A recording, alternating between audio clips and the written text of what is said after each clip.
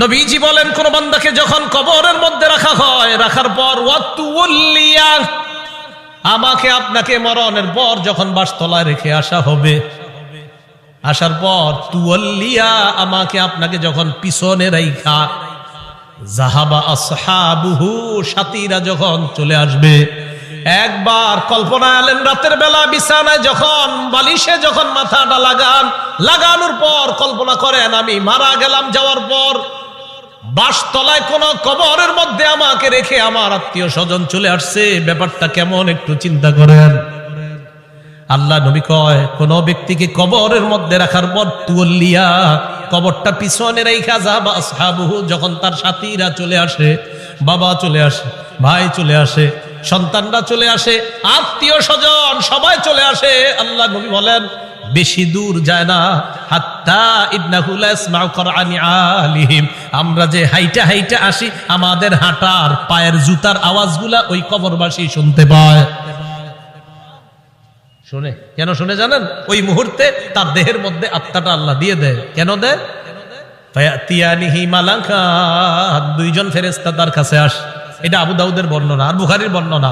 আতাহু মালাকান ফাআকআদা, আবু দাউদের বর্ণনা ফায়ুকঈদানি, দুই ফেরেশতা এসে তারে বসায়, বসানোর পর তারে প্রশ্ন করে। এর মধ্যে তিন প্রশ্নের মধ্যে একটা প্রশ্ন হলো আল্লাহ নবীর ব্যাপারে জানতে চায়, তাকে চিনুনি?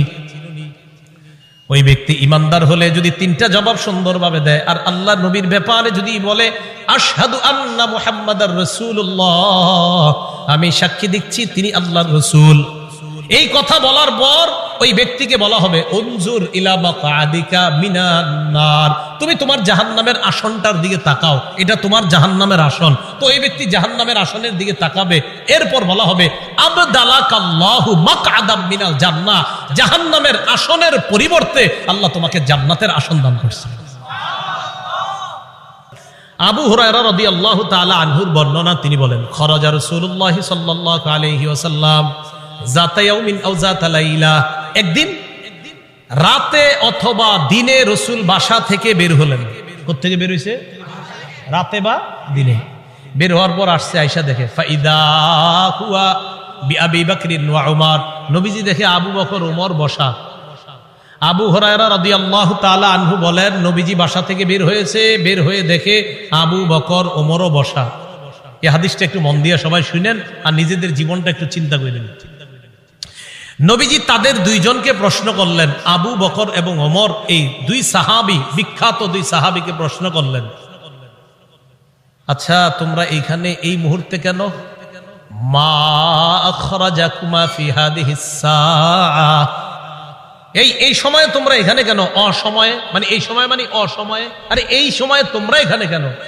এই হাদিস দ্বারা বোঝা যায় সাধারণত যেই সময় মানুষ ঘর থেকে বেশি একটা বের হয় না, ওই সময়ে নবীও বের হইলেন, আবু বকরও বের হইছে, ওমরও বের হইছে। নবী বের না হইলে জিজ্ঞাসা করে গেলেন। তো আবু বকর ওমর জবাব দিলেন, আহারে কি জবাব দেয় দেখেন, ক্বালাল জুউ ইয়া রাসূলুল্লাহ, হুজুর খিদা লাগছে, ক্ষুধার কারণে বের হইছে। সম্পদ সব ছেড়ে এসে মক্কায় নবীর সাথে চলে এসে মদিনায়। নবীজি যে জবাবটা দিলেন, আল্লাহ নবী বললেন আল্লাযী নাফসি বিয়াদিহি আখরাজানিল্লাযী আখরাজাকুমা। আবু বকর ওমরকে আল্লাহ নবী বলেন, আল্লাহর কসম আবু বকর ওমর, তোমরা যে ক্ষুধার কারণে বের হয়েছো, আমিও ক্ষুধার কারণে বের হইছি।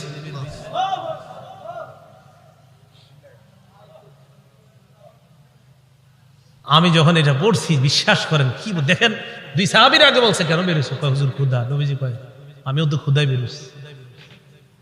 কওমু চলো আমার সাথে চলো। ফাকামু মাআ, দুই সাহাবী আল্লাহ নবীর সাথে চললেন। ফাআতা রাজুলাম মিনাল আনসার, এক আনসারী সাহাবীর বাড়িতে গেলেন। ফাইদা হুয়া লাইসা ফি বাইতিহি, সাহাবী বাড়িতে নাই। রাআতহুল মারআ, ঘর থেকে আনসারীর বিবি দেখা ফেলছে, সর্বনাশ, আমাদের বাসায় এই তিনজনকে, আল্লাহু আকবার, মহিলা চিনে ফেলছে। ভিতর থেকে বলতেছে মারহাবা, স্বাগতম স্বাগতম। এমন মেহমান পাইলে কে স্বাগত না জানায়? আরে সাহাবী রাসূলুল্লাহ সাল্লাল্লাহু আলাইহি সাল্লাম আর আবু বকর ওমরকে যখন আনসারী সাহাবীর বিবি দেখলেন, ভিতর থেকে বলা শুরু করলেন, স্বাগতম স্বাগতম, আপনারা ভিতরে আসেন, ঘরে বসেন। নবীজি ঘরে গিয়ে বললেন, এই না ফুলান, স্বামী কোথায়? মহিলা ভিতর থেকে জবাব দিলেন, যাহাবা ইস্তাজিবু লানা মিনাল মা, হুজুর মিষ্টি পানি আনতে গেছে আমাদের জন্য। এবার দেখেন কি হয়, ইতিমধ্যে আনসারী সাহাবী আসছে। আসার পর সাহাবী দেখে বাসায় নবীজি, আবু বকর ওমর। আচ্ছা একটু ভাবেন তো মনে মনে, ওই যুগে যদি আপনি হইতেন আর যদি বাড়িতে গিয়ে দেখতেন হঠাৎ নবীজি আর আবু বকর ওমর আপনার ঘরে।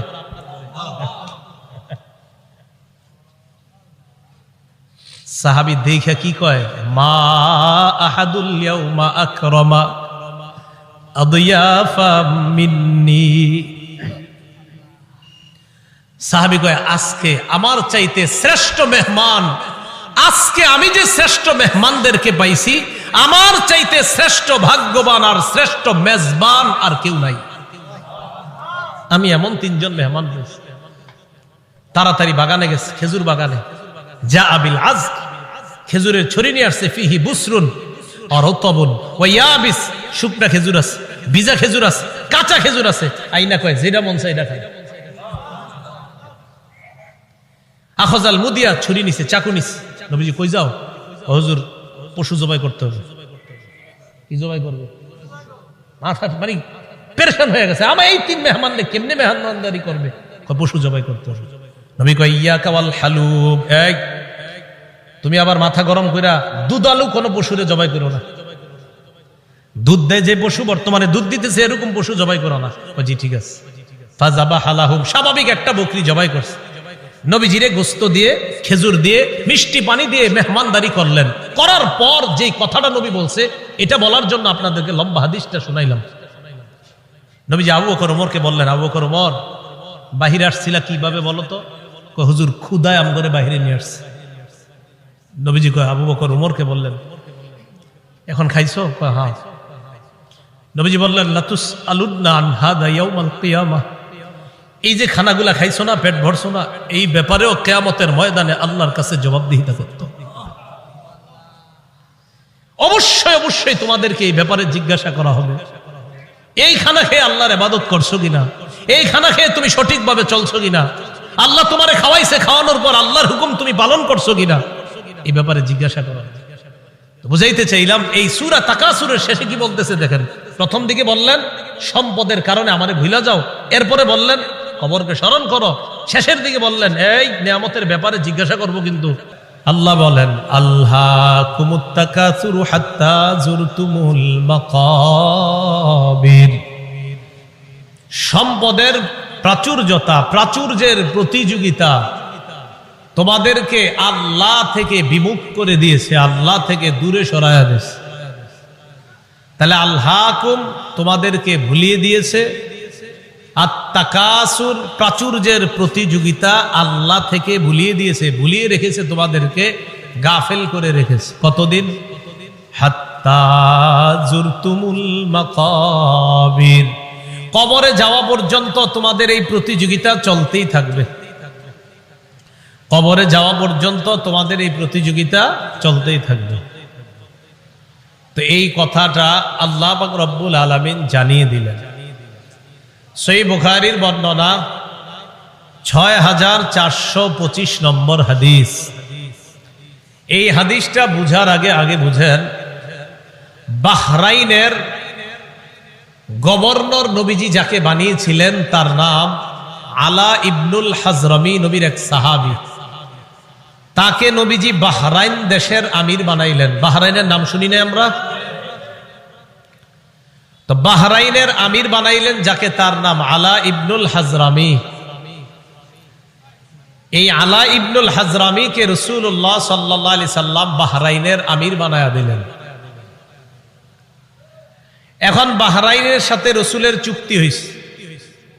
চুক্তিটা হলো এই, বাহরাইন মুসলমানদের অধীনে থাকবে, তারা ট্যাক্স দিবে, কর দিবে, জিজিয়া দিবে। তো নবীজি কি করলেন, তার এক সাহাবীকে পাঠাইলেন বাহরাইন থেকে কর বা জিজিয়া বা ট্যাক্স নিয়ে মদিনা আসার জন্য। এতটুকু কথা বুঝছেন? নবীজির অধীনস্থ এক ব্যক্তি বাহরাইনের আমির। তো নবীজি মদিনা থেকে আরেক সাহাবীকে পাঠাইলেন, যাও বাহরাইনের ট্যাক্স গুলা নিয়ে আসো, গরিবদের যে গরিবদেরকে সাহায্য সহযোগিতা করবো যেগুলা দিয়ে এগুলা নিয়ে আসো। এতটুকু বুঝে থাকলে হাদিসটা বলবো, এতটুকু বুঝছি তো সবাই? আচ্ছা। আন্না রাসূলুল্লাহ সাল্লাল্লাহু আলাইহি ওয়াসাল্লাম বাআসা আবা উবাইদা ইবনুল জাররাহ ইলাল বাহরাইন ইয়াতি বিজিজিয়াতিহা। আবু উবাইদা ইবনুল জাররাহ রাদিয়াল্লাহু তাআলা আনহুকে রাসূল বাহরাইনে পাঠাইলেন ট্যাক্স আনার জন্য। বলেন তো বাহরাইনের আমির কে? আরেক সাহাবী, নাম আলা ইবনুল হাজরামি। এতটুকু দরকার, খালি একটু মনে রাখেন, এক সাহাবী আমির, আরেক সাহাবীরে পাঠাইছে সম্পদ আনতে। তো তিনি গেলেন বাহরাইন। ফাকাদিমা আবু উবাইদা বিমালি মিনাল বাহরাইন। আবু উবাইদা রাদিয়াল্লাহু তাআলা আন বাহরাইন থেকে সম্পদ নিয়ে মদিনায় আসলেন। ফাসমিআতিল আনসার বিকুদুমিহি। আবু উবাইদা যে সম্পদ নিয়ে মদিনায় আসলেন, আনসাররা টের পাইছে, জানতে পারছে যে নবীজির সাহাবী আবু উবাইদা সম্পদ নিয়ে মদিনায় আসছে। মদিনায় আসছে কখন? ফজরের নামাজের আগে। কখন? তাহলে বলেন তো, সম্পদ আনার পর উনি যে এখন প্রথম নামাজটা পড়বে, এটার নাম কোন নামাজ? ফজর নামাজ। মাশাআল্লাহ। ফাওয়াফাউ রাসূলুল্লাহ সাল্লাল্লাহু আলাইহি ওয়াসাল্লাম। আনসাররা যখন জানতে পারলেন আল্লাহর রাসূলের এক সাহাবী সম্পদ নিয়ে বাহরাইন থেকে মদিনায় আসলেন, ফাওয়াফাউ সালাতাস সুবহি মা রাসূলিল্লাহি সাল্লাল্লাহু আলাইহি ওয়াসাল্লাম। আনসাররা আল্লাহর রাসূলের সাথে ফজরের নামাজে শরীক হয়। ফালাম্মান সারাফা তাআররাদু লাহু। নবীজি যখন নামাজের সালাম ফিরাইলেন, সালাম ফিরানোর পর ফজরের পর দেখবেন ইমাম সাহেব মুসল্লিদের দিকে ফিরে বসে, ঠিক না? নবীজিও ফিরলেন, নবীজি তাকায় দেখে আনসারী সাহাবারা তাআররাদু লাহু, আল্লাহ নবীর দিকে সবাই মুখ করে বসা। ফাতাবাসসামা রাসূলুল্লাহ সাল্লাল্লাহু আলাইহি ওয়াসাল্লাম হিনা রাআহুম। তাদেরকে দেখা আল্লাহ রাসূল একটা মুস্কি হাসি দিলেন। কি হাসি দিলেন? মুস্কি হাসি। তো মুস্কি হাসি দেওয়ার পর কি জিজ্ঞাসা করে দেখেন, কয় সামিআতুম বিকুদুমি আবি উবাইদা ইবনুল জাররাহ ওয়া আন্নাহু জাআ বিমাল। কি ব্যাপার? আবু উবাইদা যে মদিনায় মাল নিয়ে আসছে এটা মনে হয় শুনছো, ঠিক না? সম্পদ নিয়ে আসছে এটা শুনছো, তাই না? এই জন্য আসছো? তো সাহাবীরা কয় আজাল ইয়া রাসূলুল্লাহ, হুজুর ঠিকই ধরছেন, এই জন্য আসছি। নবীজি তাদেরকে দেখে একটা মুস্কি হাসি দিলেন। নবীজি হ্যাঁ আমি বুঝতে পারছি। এবার আল্লাহ নবী বললেন, আবশিরু, সুসংবাদ গ্রহণ করো, আমিলু মা ইয়াসুররুকুম, তোমরা আশা করো যা তোমাদেরকে আনন্দিত করবে। তবে একটা কথা শোনো, মাল ফাকর আখশা আলাইকুম, তোমরা গরিব হয়ে যাবা, দরিদ্র হয়ে যাবা, এই দারিদ্রতার আশঙ্কা তোমাদের ব্যাপারে আমি করছি না। ওয়ালাকিন আখশা আলাইকুম আন তুবসাতা আলাইকুমুদ দুনিয়া কামা বুসিতাত আলা মান কানা ক্বাবলাকুম, তবে আমি আশঙ্কা করছি দুনিয়া তোমাদের সামনে এমন ভাবে বিছায়া দেওয়া হবে যেমন অতীত জামানার মানুষের সামনে দুনিয়া বিছায়া দেওয়া হয়েছে। প্রচুর সম্পদের মালিক হবা তোমরা, এটা আমার আশঙ্কা। আমি এই আশঙ্কা করি না তোমরা গরিব হবা, বরং আমি এই আশঙ্কা করছি অতীতের মানুষের মতো তোমাদের প্রচুর সম্পদ হবে। তারপর কি আশঙ্কা করি জানো? ফাতানাফাসুহা কামা তানাফাসুহা, আমার আশঙ্কা তারা যেমন সম্পদের প্রতিযোগিতা করছে তোমরাও সম্পদের প্রতিযোগিতা করবা, এটা আমার আশঙ্কা। রাসূলুল্লাহ সাল্লাল্লাহু আলাইহি সাল্লাম এই কথা বলার পর শেষের দিকে বলেন, শোনো তোমরা, আমি যে আশঙ্কা করছি তোমরা সম্পদের প্রতিযোগিতা করবা, অতীত জামানার মানুষের মতো সম্পদের প্রতিযোগিতা করবা, এক পর্যায়ে সম্পদ কি করবে তোমাদেরকে জানো? নবীজি বলেন, ফাতুলহিয়াকুম কামা আলহাতুহুম, সম্পদ যেমন তাদেরকে আল্লাহ ভুলাইয়া দিছে, তোমাদেরকেও তোমাদের সম্পদ আল্লাহ থেকে দূরে সরাইয়া দিবে। নাউজুবিল্লাহ। হাদিস দ্বারা বোঝা যায় সম্পদ বেশি হওয়া দোষের না, কিন্তু সম্পদ বেশি হইলে যদি আল্লাহরে ভুলে যায় মানুষ, এটা দোষের। সম্পদ বেশি হয়ে যদি কারে ভুলে যায়? সম্পদ দিছে কে? এখন আল্লাহ ভুলে গেছে। নবীজি বলেন, আমার আশঙ্কা অতীত জামানার মানুষ যেমন সম্পদ পেয়ে প্রতিযোগিতায় নাইমা আল্লাহরে ভুলে গেছে, তোমরাও আল্লাহকে ভুলে যাবা, এটা আমার আশঙ্কা। আল্লাহ আমাদেরকে হেফাজত করে। তো এই কথাটাই আল্লাহ বললেন, আল্লাহকুমুত তাকাসুর, সম্পদের প্রাচুর্যের প্রতিযোগিতা তোমাদেরকে আল্লাহর ইবাদত থেকে দূরে সরে রাখছে, গাফেল করে রাখছে। কতদিন জানো? হাত্তা জুরতুমুল মাকাবির, কবরে যাওয়া পর্যন্ত এই অবস্থা চলবে। মুসলিম শরীফের একটা হাদিস শুনেন, আমাদের মাদ্রাসার পাঠ্যপুস্তক অনুসারে 2958 নম্বর হাদিস, আর যারা মোবাইলে পকেটে রাখেন এই মোবাইল অনুযায়ী 7310 নম্বর হাদিস। আবার কইলা মিলেনি আছে অনেকে। তো মুসলিম শরীফের আপনারা যারা মোবাইলে অ্যাপস চালান সেটাতে 7310 দেখেন মিলবে 100%। আর আমাদের মাদ্রাসার পাঠ্যপুস্তক অনুসারে 2958 নম্বর হাদিস। এই হাদিসের মধ্যে আসছে রাসূলুল্লাহ সাল্লাল্লাহু আলাইহি ওয়াসাল্লাম বলেন, قال رسول الله صلى الله عليه وسلم يقول ابن آدم مالي مالي وهل لك يا ابن آدم إلا ما أكلت أو لبست أو تصدقت। হাদিসটা মন দিয়ে শুনেন, আগে আমার সাথে বলেন। আদম সন্তান কয় আমার সম্পদ, আমার সম্পদ। নবীজি কয় তোমার সম্পদ, তোমার সম্পদ। একজনে কয় আমার বাড়ি আছে, আমার গাড়ি আছে, আমার মার্কেট আছে, আমার 10টা দোকান আছে। আদম সন্তান এগুলা বলে। নবীজি কয় থুর মিয়া, তোমার মাত্র 3টা জিনিস আছে। না আমরা কই আমার 10 কাঠা জায়গা আছে, 20 বিঘা জমিন আছে। নবী কয় 3টা জিনিস আছে। এবার মন দিয়ে শোনেন হাদিসটা। বলেন আমরা বলি আমাদের এটা আছে সেটা আছে, নবী কয় সম্পদ 3টা। বলেন কয়টা? 3টা। قال رسول الله صلى الله عليه وسلم يقول ابن آدم مالي مالي, আদম সন্তান কয় আমার সম্পদ, আমার সম্পদ। وهل لك يا ابن آدم من مالك إلا ما أكلت فأفنيت, ও আদম সন্তান তোমার 3টা সম্পদ।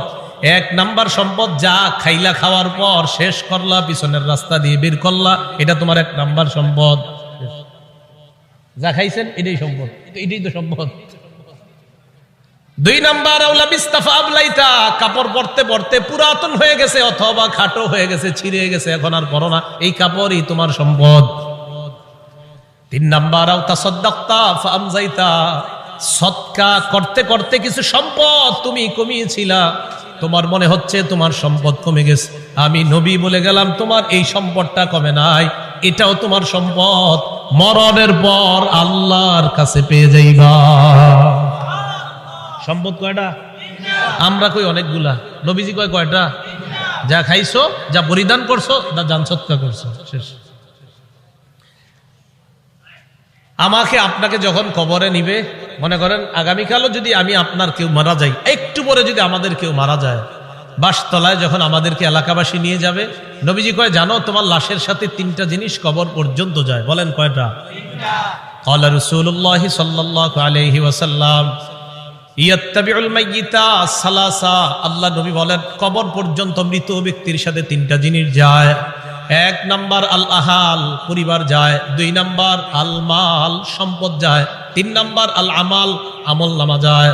বলেন কবর পর্যন্ত আমার আপনার লাশের সাথে কয়টা জিনিস যাবে? 1 নাম্বার পরিবার, বলেন 1 নাম্বার, 2 নাম্বার সম্পদ, 1 নাম্বার, 2 নাম্বার, 3 নাম্বার আমল। এবার নবীজি বলেন ইয়ারজিউ ইসনান, 3টার মধ্যে 2টা ফিরে আসবে। ইয়ারজিউল মাল ওয়াল আহাল, সম্পদ ফিরে আসবে, পরিবার ফিরে আসবে। ওয়ায়াবকাল আমাল, আমলনামা থেকে যাবে। আবার আপনার সাথে 3টা জিনিস যাবে, মাল যাবে, পরিবার যাবে, আর আমলনামা যাবে। নবীজি কয় আমলনামাটা ছাড়া আর সব চলে আসবে। আল্লাহ আমাদের সকলকে আমল বাড়ানোর তৌফিক দান করেন। গর্ব অহংকার ছেড়ে সম্পদ যদি কিছু হয় শুকরিয়া আদায় করার তৌফিক দান করেন। তাহলে বলেন তো আমার সম্পদ দেওয়ার মালিক কে? সম্পদ পেয়ে মালিককে ভুলে যাওয়া যাবে? আল্লাহ কয় আল্লাহকুমুত তাকাসুর, প্রাচুর্যের প্রতিযোগিতা তোমাদেরকে আল্লাহ ভুলাইয়া দেয়। তিরমিজি শরীফের বর্ণনা, 2308 নম্বর হাদিসের বর্ণনা। এই হাদিসের মধ্যে আছে কানা উসমান ইবনে আফফান রাদিয়াল্লাহু তাআলা আন ইযা ওয়াকাফা আলা কবরিন বাকা। ওসমান গনি যখন কবরের সামনে দাঁড়াইতেন কান্না শুরু করে দিতেন। হাত্তা ইয়াবুল্লা লিহিয়া, ওসমান গনি কানতে কানতে তার দাড়িগুলা ভিজে যাইত। কিসের সামনে দাঁড়ায়? কবরের সামনে দাঁড়ায়। ফাকিলা লাহু, ওসমানকে বলা হলো তাজকুরুল জান্নাতা ওয়ান নার, আপনি জান্নাতের আলোচনা করেন, জাহান্নামের আলোচনা করেন। ওয়ালা তাবকি, তখন তো কান্দেন না। জান্নাত জাহান্নামের কত আলোচনা আপনি করেন, তখন আপনি কান্না করেন না। ওয়া তাবকি মিন হাযা, আপনি যখনই কবরের সামনে আসেন তখন কান্না করেন কেন? ওসমান গনি জবাব দেয়, সামিআতু রাসূলুল্লাহি সাল্লাল্লাহু আলাইহি ওয়াসাল্লাম ইয়াকুল, আমি আল্লাহ নবীকে বলতে শুনলাম, ইন্নাল কবর আউয়ালুল মানাজিলিল আখিরা। নবীজি বলেন, ইন্নাল কবর, নিশ্চয় কবর, আউয়ালু মানাজিলিল আখিরা, কবর হলো আখিরাতের প্রথম ঘাঁটি। আমাকে আপনাকে বাসতলায় রেখে আসার পর আমার আপনার প্রথম ঘাঁটির নাম কবর। বলেন কি নাম? ফাইন নাজা মিনহু ফামা বাদাহু আইসার। নবীজি বলেন, কেউ যদি কবর থেকে রেহাই পেয়ে যায়, পরের ঘাটিগুলা একেবারে সহজ হয়ে যাবে। ওয়া ইন লাম ইয়ানজু মিনহু ফামা বাদাহু আশাদ, কবর থেকে যদি কেউ মুক্তি না পায়, পরের ঘাটিগুলা কঠিন হয়ে যাবে। বলেন নাউজুবিল্লাহ।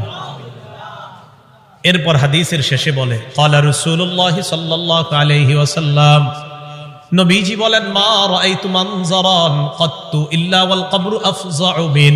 নবীজি বলেন, শোনো, কবরের চাইতে এত ভয়ঙ্কর কোন দৃশ্য আমার জানা নাই। নবীজি বলেন, কবরের চাইতে এমন ভয়ঙ্কর কোন দৃশ্য আমার জানা নাই। আল্লাহ আমাকে আপনাকে ওই প্রথম ঘাটিতেই যেন হেফাজত করে। চিন্তা করবেন, মাঝে মাঝে শুয়ে যদি চোখটা লাগান, তো চোখ লাগাইলে দেখবেন কিচ্ছু দেখা যায় না। হ্যাঁ, কবরে যাবেন না, কিছু দেখা যাবে না, অন্ধকার। হ্যাঁ, অন্ধকার, কবর যে অন্ধকার। আচ্ছা, কবর যে অন্ধকার এটাও হাদিসে আছে। কবর যে অন্ধকার এটা কোথায় আছে? হাদিসে। মুসলিম শরীফের 2104 নম্বর হাদিস, মাদ্রাসা পাঠ্যপুস্তক অনুসারে 956 নম্বর হাদিস। এই হাদিসের মধ্যে আছে, عن أبي هريرة رضي الله تعالى عنه قال أن امرأة سوداء كانت تقم المسجد أو شابا। একজন কালো মহিলা অথবা একজন কালো যুবক মসজিদ ঝাড়ু দিত। কি ঝাড়ু দিত? আপনারা ঝাড়ু দেননি মসজিদ? না, আপনারা শুধু মুয়াজ্জিন সাহেব আর খাদেমের অপেক্ষা থাকবেন, নিজেরা ঝাড়ু দিবেন। মসজিদ ঝাড়ু দিলে দিল সাফ হয়, পরিষ্কার হয়। এক কালো মহিলা অথবা একজন কালো যুবক মসজিদ ঝাড়ু দিত। ফামাতা, হঠাৎ মারা গেছে। মারা যাওয়ার পর সাহাবীরা কবর দিয়ে ফেলছে, নবীরে জানানোর প্রয়োজন মনে করে নাই। বিষয়টা এমন আর কি, ও মারা গেছে, আরে এটা নবীজির আর বলার কি আছে, কবর দিয়ে দিচ্ছে এরকম। নবীজি সাল্লাল্লাহু আলাইহি সাল্লাম প্রশ্ন করলেন, আচ্ছা ওই কালো মহিলাটা না কালো যুবকটা, হয়তো মহিলা হতে পারে না হয় যুবক, আচ্ছা ওই কালো যুবকটাকে দেখছি না কেন, কোথায় ওটা ঝাড়ু যে দেয়? সাহাবীগণ বললেন, হুজুর সে তো মারা গেছে। আচ্ছা মারা গেছে মানে? আফালা কুনতুম আযানতুমুনি, তো আমাকে জানাবা না তোমরা? হাদিসের মধ্যে আছে কান্নাহুম সাগগারু আমরাহা আও আমরা, সাহাবীরা বিষয়টা হালকা মনে করছে, তাই নবীরে জানায় না যে হুজুর একজন মারা গেছে, ঝাড়ু দিত, কবর দিয়েছে। নবীজি কো, আমারে জানাইলা না কেন তোমরা? দুল্লুনি আলা কবরিহা আও আলা কবরিহি, তাড়াতাড়ি তার কবর আমারে দেখাও, নিয়ে যাও। ফাদাল্লুহু আলা কবরিহা আও আলা কবরিহি, আল্লাহ রাসূলকে তার কবরের কাছে নিয়ে যায়। নিয়ে যাওয়ার পর ফাসাল্লা আলাইহা, আল্লাহ রাসূল জানাজার নামাজ পড়লেন। আপনারা আবার এই আমল করেন না, কিন্তু এটা রাসূলের জন্য খাস। জানাজার নামাজ পড়ার পর আল্লাহ নবী বললেন, ইন্না হাদিহিল কুবুর মামলুআতুন যুলমান আলা আহলিহা। আল্লাহ নবী বললেন, এই কবরগুলা অন্ধকারে পরিপূর্ণ। নবীজি বললেন, এই কবরগুলা অন্ধকারে পরিপূর্ণ। কবরগুলা বলেন অন্ধকারে, কবরগুলা একবার ভাবেন, চোখটা বন্ধ করে, অন্ধকার, কিচ্ছু দেখা যায় না। আল্লাহ নবী কয় এই কবরগুলা অন্ধকারে পরিপূর্ণ। হ্যাঁ, আমি আশা করি আমি আজকে নামাজ পড়ার কারণে আল্লাহ তাদের কবরগুলা আলোকিত করে দিবে। খাঁটি ইমানদার যদি হন, যদি ইমান নিয়ে যেতে পারেন, তো আপনার কবর আল্লাহ আলোকিত করে দিবেন। আলাদা মোমবাতি দিতে হবে না, পিসাবরে কবর দেওয়ার সময় বাতি টাতি কত কিছু দেন না, এগুলা দিতে হবে না। পিসাব যদি ভালো হয় এমনি কবর আল্লাহ আলোকিত করে দিবেন, মাথা রাখবেন। তাহলে কবর অন্ধকার একটা জগতের নাম। দুনিয়াতে থাকতে এটা আলোকিত করার ব্যবস্থা করতে হবে। আল্লাহরে বলা, আল্লাহ আমার কবরটা জান্নাতের বাগান বানায়া দিয়েন, আমার কবরটা আলোকিত করে দিয়েন। আল্লাহ বাবা মারা গেছে, বাবার কবরটা জান্নাতের বাগান বানান, বাবার কবরটাকে আপনি আলোকিত করে দেন, এইভাবে বলা। তাহলে কবর অন্ধকার জগৎ, এটা জানলাম। কবরের মধ্যে দাজ্জাল যেমন ফিতনা, দাজ্জাল দুনিয়ার জন্য সবচেয়ে বড় ফিতনা হলো দাজ্জাল। নবীজি কয় এই দাজ্জালের ফিতনার মতো কবরে কারো কারো জন্ম ফিতনা হবে, দাজ্জালের ফিতনার মতো ভয়ঙ্কর ফিতনা। মুসলিম শরীফের বর্ণনায় আসছে, মা বাইনা খালকি আদম ইলা কিয়ামিস সাআ খালকুন আকবারু মিনাদ দাজ্জাল। আদম নবী থেকে কিয়ামত পর্যন্ত যত সৃষ্টি আছে এর মাঝে সবচেয়ে ভয়ঙ্কর সৃষ্টি হলো দাজ্জাল। দাজ্জাল নবীজি কয় কারো কারো কবরের অবস্থা হবে এই দাজ্জালের ফিতনার মতো। সহিহ বুখারীর বর্ণনা 922 নম্বর হাদিস। এই হাদিসের বর্ণনাকারী আসমা বিনতে আবু বকর রাদিয়াল্লাহু তাআলা আনহা। দিয়ে আপনাদেরকে একটু পরীক্ষা করি, আলেমরা চুপ থাকবেন, অন্যরা বলবেন। আমি হাদিসটা পড়ার পর আপনাদেরকে জিজ্ঞাসা করবো একটা কথা, মন দিয়ে আগে শোনেন, তাহলে সবাই জ্ঞানীরা সচেতন ভাবে জবাব দিতে পারবেন। আগে শোনেন কি বলি, দেখেন আমি পড়ি।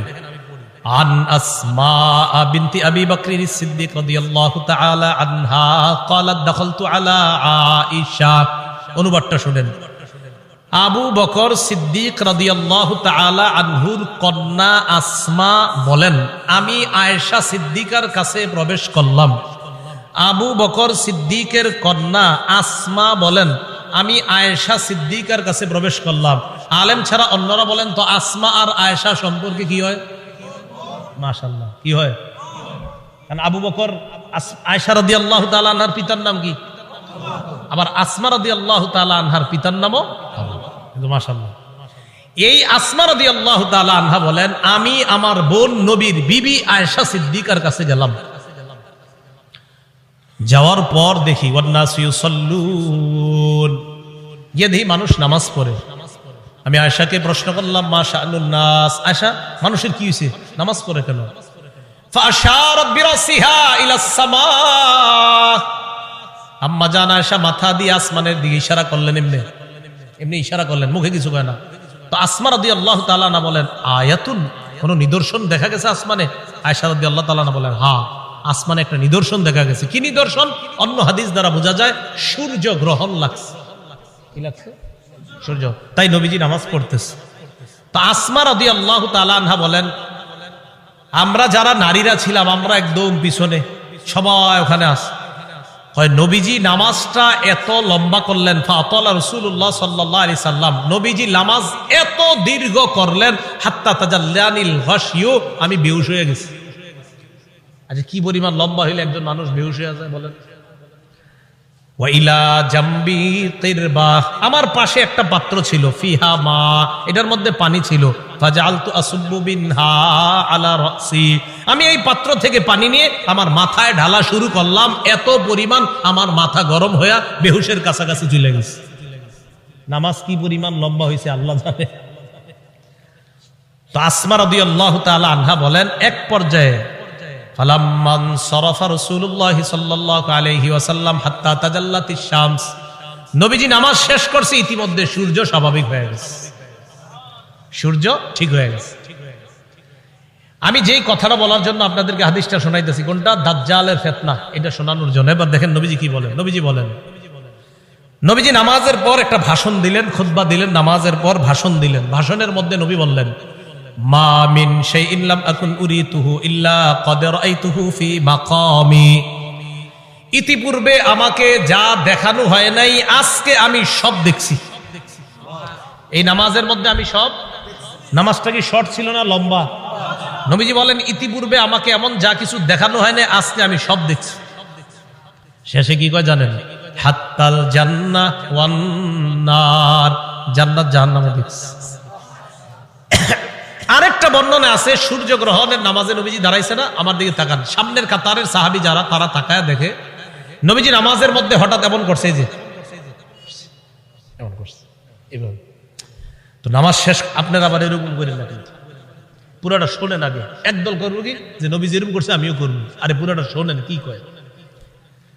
নামাজ শেষ করার পর নবীজিকে এক সাহাবী বললেন, হুজুর আজকে আপনি এমন একটা কাজ করছেন যেটা অতীতে দেখি নেই। নবীজি আচ্ছা খেয়াল করছো? হ্যাঁ।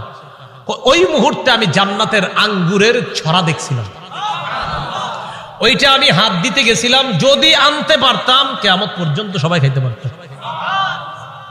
আপনি আগে আঙ্গুর দেখেন নামাজ, তো দেখলেন হাত দিবেন, দেন না তো এই জন্য আমল করতে চান না।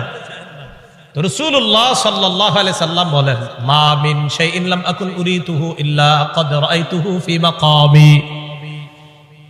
ইতিপূর্বে আমাকে যা দেখানো হয় নাই আজকে আমি সব দেখলাম। হাত্তাল জান্নাত ওয়ান নার, জান্নাত জাহান্নাম আমি দেখলাম। নবীজি বলেন, ইন্নাহু ক্বাদ উহিয়া ইলাইয়া আন্না, আল্লাহ রাসূল বলেন আমার কাছে এই ওহী প্রেরণ করা হয়েছে, আন্নাকুম তুফতানুনা ফিল কুবুর মিসলা আও করিবা মিন ফিতনাতি দাজ্জাল। আল্লাহ নবী বলেন আমার কাছে এই ওহী দেওয়া হয়েছে, তোমরা কবরের মধ্যে অনেক এমন ফিতনার মধ্যে পড়বা যেই ফিতনাটা হবে দাজ্জালের ফিতনার মতো ফিতনা। বলেন নাউযুবিল্লাহ। বিশ্বাস করেন দাজ্জালের ব্যাপারে আমি পড়ছি বলে আপনাদেরকে বলে বুঝাইতে পারতেছি না, তো আমি বুঝতেছি যদি দাজ্জালের ফিতনাটা হয় তো কত বড় ভয়ঙ্কর ফিতনা হবে। আমি সবগুলা কথা বললে বুঝতে পারতেন যে দাজ্জাল কতটা ভয়ঙ্কর ফিতনার নাম। রাসূল বললেন কবরে অনেকের এই ফিতনা হবে দাজ্জালের মতো, খুব ভয়ঙ্কর ফিতনা, ও কঠিন ভয়ঙ্কর ফিতনা। আল্লাহ আমাদেরকে হেফাজত করেন। তো আল্লাহ কয় এই কবর পর্যন্ত তোমরা সম্পদের প্রতিযোগিতা চলে, যেই কবরে এই অবস্থা হবে আর তোমরা সম্পদ নিয়ে ব্যস্ত আছো। সহিহ বুখারীর বর্ণনা 1372 নম্বর হাদিস। এই হাদিসের বর্ণনাকারী আম্মা জান আয়েশা সিদ্দিকা রাদিয়াল্লাহু তাআলা আনহা, তিনি বলেন, আন্না ইয়াহুদিয়াতান দাখালাত আলা আয়েশা সিদ্দিকা রাদিয়াল্লাহু তাআলা আনহা ফাসালাত আন আযাবিল কবর। এক ইহুদি নারী আম্মাজান আয়েশার কাছে এসে কবরের আযাব সম্পর্কে জিজ্ঞাসা করছে। আম্মাজান আয়েশা সিদ্দিকা রাদিয়াল্লাহু তাআলা আনহা জবাব দিলেন, আযাকিল্লাহু মিন আযাবিল কবর। আল্লাহ তোমারে গজবে কবরের আযাব থেকে হেফাজত করুক। এটা আম্মাজান বইলা নবীজির কাছে গেছে। ফাসালাত আয়েশা রাসূলুল্লাহ সাল্লাল্লাহু আলাইহি ওয়াসাল্লাম আন আযাবিল কবর। আম্মা জান আয়েশা আল্লাহ রাসূলকে কবরের আযাব সম্পর্কে জিজ্ঞাসা করলেন। আল্লাহ নবী জবাব দিলেন, আযাবুল কবর, হ্যাঁ কবরের আযাব সত্য। বলেন কবরের আযাব সত্য। তাহলে কবরের আযাব কি বলেন তো? সত্য। এটা নবীজি জানায়া দিলেন তার বিবিকে। সহিহ বুখারীর 1338 নম্বর হাদিস। এই হাদিসের মধ্যে আসছে, ক্বালা রাসূলুল্লাহ সাল্লাল্লাহু আলাইহি ওয়াসাল্লাম, আল আবদু ইযা উদিআ ফি কবরিহি। নবীজি বলেন কোন বান্দাকে যখন কবরের মধ্যে রাখা হয়, রাখার পর ওয়াতুল্লিয়া, আমাকে আপনাকে মরণের পর যখন বাসতলায় রেখে আসা হবে, আসার পর তুওয়াল্লিয়া, আমাকে আপনাকে যখন পিছনে রাইখা, যাহাবা আসহাবুহু, সাথীরা যখন চলে আসবে।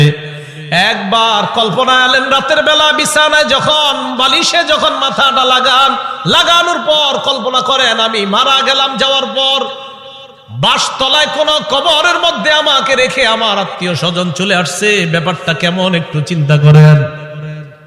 আল্লাহ নবী কয় কোন ব্যক্তিকে কবরের মধ্যে রাখার পর তুওয়াল্লিয়া, কবরটা পিছনে রাইখা, যাহাবা আসহাবুহু, যখন তার সাথীরা চলে আসে, বাবা চলে আসে, ভাই চলে আসে, সন্তানরা চলে আসে, আত্মীয় স্বজন সবাই চলে আসে, আল্লাহ নবী বলেন বেশি দূর যায় না, হাত্তা ইন্নাহু লা ইয়াসমাউ করআনি আলিহিম, আমরা যে হাইটা হাইটা আসি আমাদের হাঁটার পায়ের জুতার আওয়াজগুলা ওই কবরবাসী শুনতে পায়।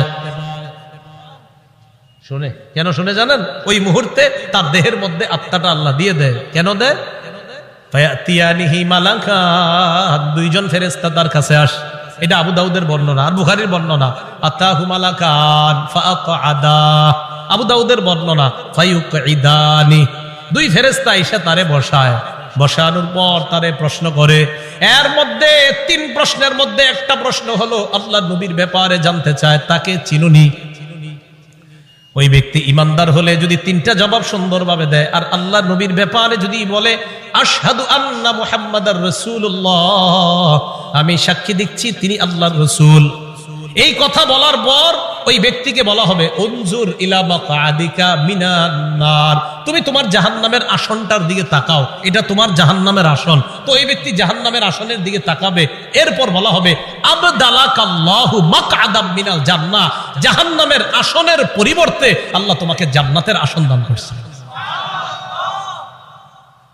তা আল্লাহ কয় এই কবরে তুমি থাকতে হবে, আমরা থাকতে হবে। আল্লাহকুমুত তাকাসুরু হাত্তা যুরতুমুল মাকাবির, কবর পর্যন্ত সম্পদের প্রতিযোগিতা তোমাদের চলছে।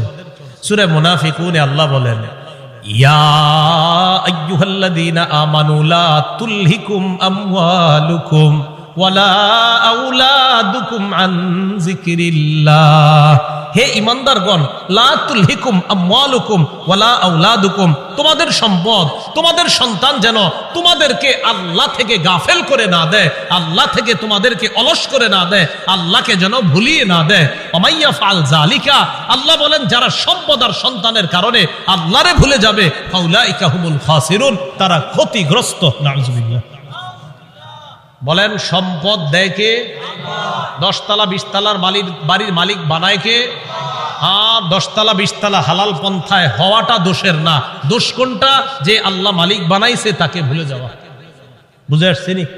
তো আল্লাহ কয় তোমাদের এই প্রতিযোগিতা চলবে কবর পর্যন্ত। কতদিন? কবর পর্যন্ত। ক্বালা রাসূলুল্লাহ সাল্লাল্লাহু আলাইহি ওয়াসাল্লাম, নবীজি সাল্লাল্লাহু আলাইহি ওয়াসাল্লাম বলেন লা ইয়াজালু কলবুল কাবীরি শাবান ফিসনাতাইন, আল্লাহ নবী বলেন বুড়া মানুষের অন্তর 2 ক্ষেত্রে যুবক হয়। বুড়া মানুষের অন্তর যুবক হয় কয় ক্ষেত্রে?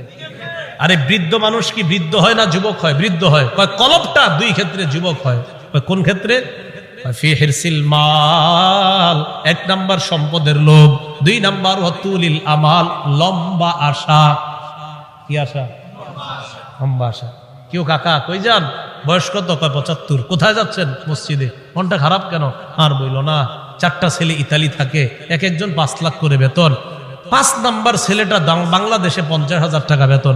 আরে তারে এখনো কোনো কুল কিনারা করে দিতে পারি নাই, টেনশনে আছে কাকায়। রাসূলুল্লাহ সাল্লাল্লাহু আলাইহি সাল্লাম বলেন মানুষ বৃদ্ধ হয়, তার কলব 2 ক্ষেত্রে যুবক হয়। 1 সম্পদের লোভ, 2 লম্বা আশা, বড় আশা। আল্লাহ বুঝার তৌফিক দান করেন।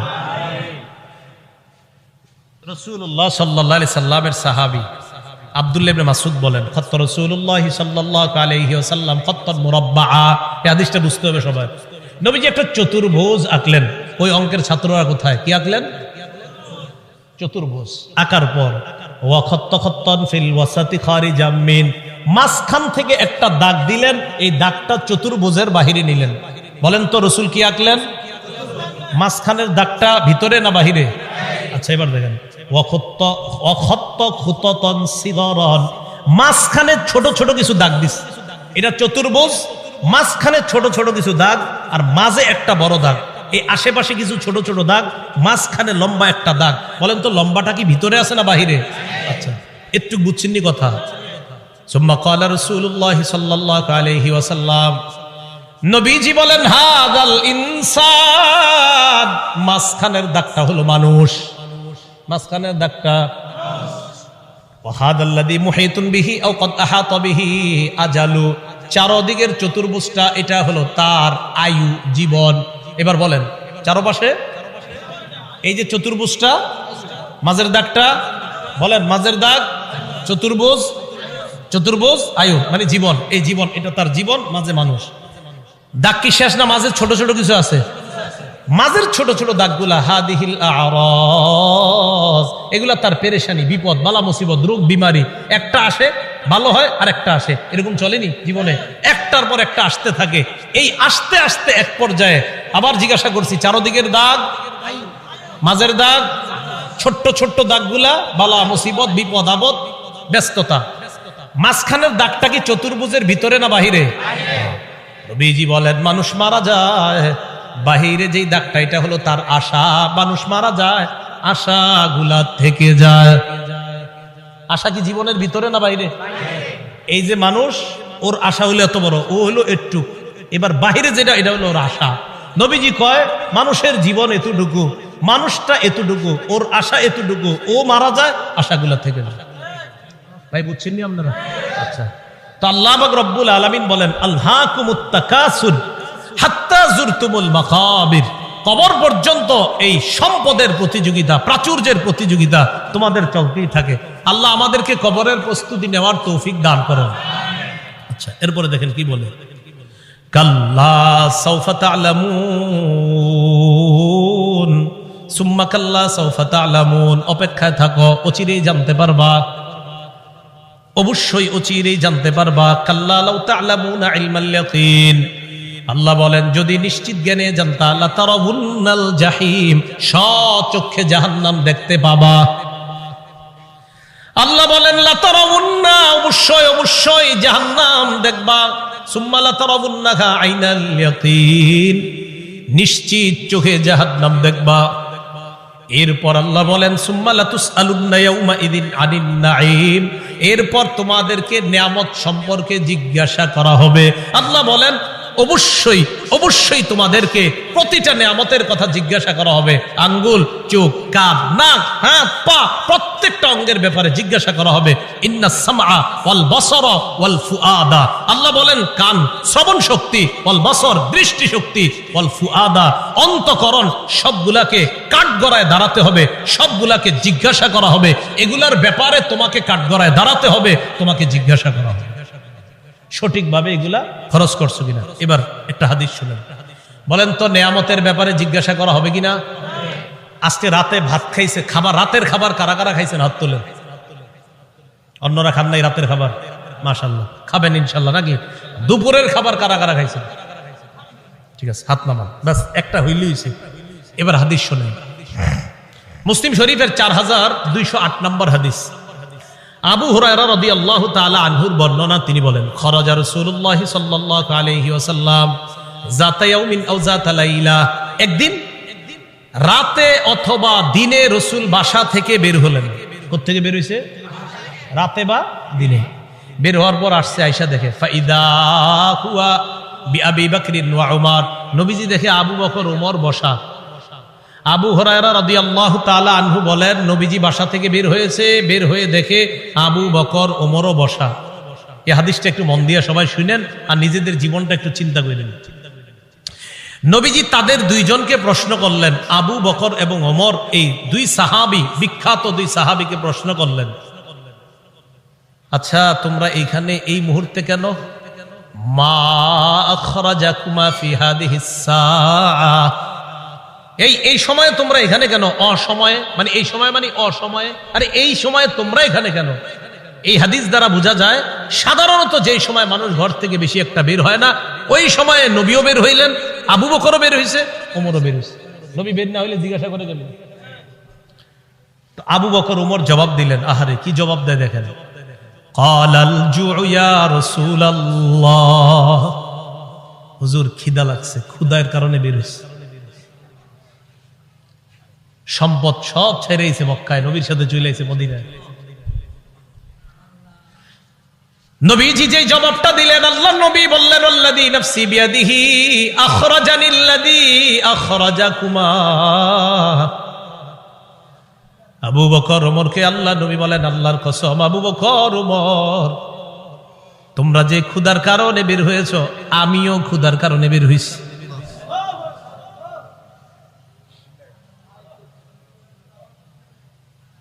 আমি যখন এটা পড়ছি, বিশ্বাস করেন, কি দেখেন দুই সাহাবীর আগে বলছে কেন বেরোছো? হুজুর ক্ষুধা। নবীজি কয় আমিও তো ক্ষুধায় বেরোছি।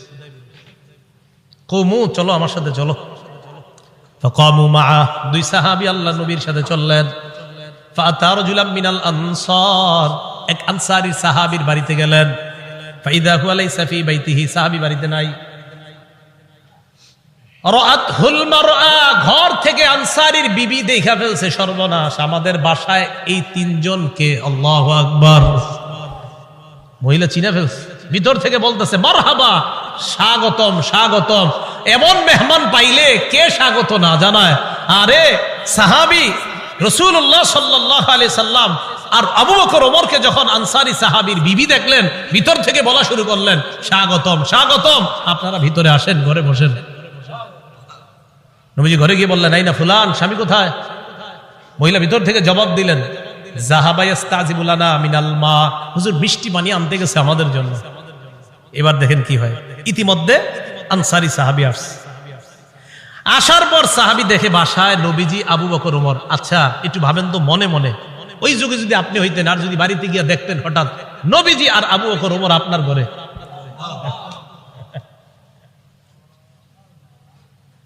সাহাবী দেখে কি কয়, মা আহাদুল ইয়াউমা আকরামা আদিয়াফা মিন্নি। সাহাবী কয়, আজকে আমার চাইতে শ্রেষ্ঠ মেহমান, আজকে আমি যে শ্রেষ্ঠ মেহমানদেরকে পাইছি, আমার চাইতে শ্রেষ্ঠ ভাগ্যবান আর শ্রেষ্ঠ মেজবান আর কেউ নাই। আমি এমন 3 জন মেহমান পেয়েছি। তাড়াতাড়ি বাগানে গেছে, খেজুর বাগানে। যা আবিল আজ, খেজুরের ছড়ি নিয়ে আসছে, ফিহি বুসরুন আর রতবুন ওয়া ইয়াবিস, শুকনা খেজুর আছে, ভিজা খেজুর আছে, কাঁচা খেজুর আছে। আইনা কয়, যেটা মন চাই এটা খায়। আখজাল মুদিয়া, ছুরি নিছে, চাকু নিছে। নবীজি কই যাও? হুজুর পশু জবাই করতে হবে। কি জবাই করবে? মাথা মানে পেরেশান হয়ে গেছে, আমার এই 3 মেহমানকে কেমনে মেহমানদারি করবে? পশু জবাই করতে হবে। নবী কয়, ইয়াকা ওয়াল হালুব, এই তুমি আবার মাথা গরম কইরা দুধালু কোন পশুরে জবাই করো না। দুধ দেয় যে পশু, বর্তমানে দুধ দিতেছে, এরকম পশু জবাই করো না। জি ঠিক আছে। ফাযাবাহা লাহুম, স্বাভাবিক একটা বকরি জবাই করছে। নবীজিরে গোস্ত দিয়ে, খেজুর দিয়ে, মিষ্টি পানি দিয়ে মেহমানদারি করলেন। করার পর যে কথাটা নবী বলছে, এটা বলার জন্য আপনাদেরকে লম্বা হাদিসটা শুনাইলাম। নবীজি আবু বকর ওমরকে বললেন, আবু বকর, ওমর বাহিরে আসছিলা কিভাবে বলো তো? হুজুর ক্ষুধায় আম করে বাহিরে নিয়ে আসছে। নবীজি কয়, আবু বকর ওমরকে বললেন, এখন খাইছো? কয় হ্যাঁ। নবীজি বললেন, লাতুস আলুন্না আন হাদা ইয়াউমাল কিয়ামাহ, এই যে খানাগুলা খাইছো না, পেট ভরছো না, এই ব্যাপারেও কিয়ামতের ময়দানে আল্লাহর কাছে জবাবদিহিতা করতে হবে। অবশ্যই অবশ্যই তোমাদেরকে এই ব্যাপারে জিজ্ঞাসা করা হবে। এই খানা খেয়ে আল্লাহর ইবাদত করছো কিনা? এই খানা খেয়ে তুমি সঠিকভাবে চলছো কিনা? আল্লাহ তোমারে খাওয়াইছে, খাওয়ানোর পর আল্লাহর হুকুম তুমি পালন করছো কিনা? এই ব্যাপারে জিজ্ঞাসা করা হবে। বুঝাইতে চাইলাম, এই সূরা তাকাসুরের শেষে কি বলতেছে দেখেন। প্রথম দিকে বললেন সম্পদের কারণে আমারে ভুলা যাও, এরপরে বললেন কবরকে স্মরণ করো, শেষের দিকে বললেন এই নিয়ামতের ব্যাপারে জিজ্ঞাসা করব, কিন্তু এত এত সম্পদ দিলাম মনে করবো না এমনি ছেড়ে দিব আমি আল্লাহ, আমি সব জিজ্ঞাসা করব। এই সূরা থেকে প্রধান 3টা আমাদের শিক্ষা। 1 নাম্বার, সম্পদের প্রতিযোগিতা করা নিষেধ।